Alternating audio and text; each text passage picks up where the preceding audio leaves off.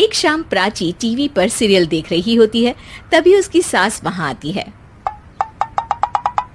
अरे सीरियल में तो ऐसे मग्न है जैसे आज रात का खाना पड़ोसी आकर बनाएंगे। मुझे पता ही नहीं था आपने अपने बेटे की शादी पड़ोस में भी की हुई है। हैं? मतलब? मतलब इस घर में सारा काम बहू ही करती है, आप तो सिर्फ खर्राटे मारती हैं।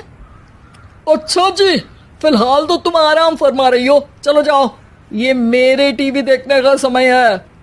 आहा, इसीलिए मुझे भगाया जा रहा है। सॉरी, अब तो बिल्कुल नहीं जाऊंगी। प्राची की इस बात पर दोनों सास बहू के बीच टीवी रिमोट के पीछे बच्चों जैसे छीना झपटी शुरू हो जाती है, जिसके बीच श्लोक भी काम से घर वापस आ जाता है। हाँ, आज मेरी चूहे बिल्ली की जोड़ी किस बात पर झगड़ रही है? अरे तेरे बीवी मुझे टीवी ही नहीं देखने दे रही।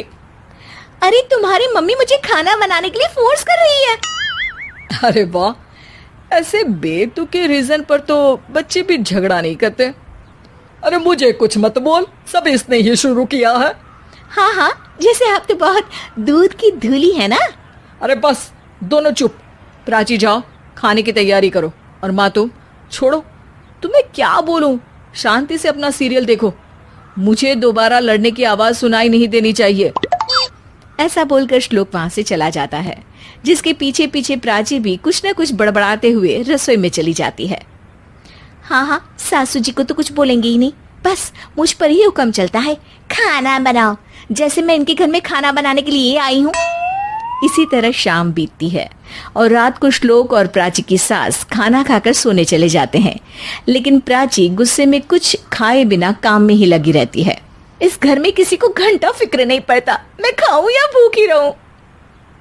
प्राची कुछ देर के लिए रसोई से बाहर जाती है और जैसे ही वापस आती है तो वहां दूध का भरा ग्लास देखकर हैरान रह जाती है।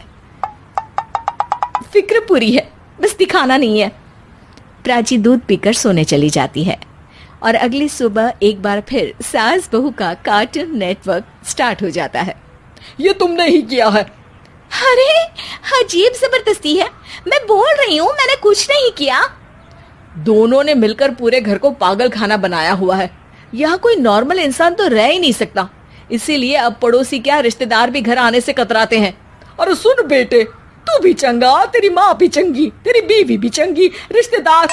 हाँ जी, आपको नहीं पता क्या, गंगाधर ही शक्तिमान है, रिश्तेदार ही। हाँ हाँ, बस समझ गया।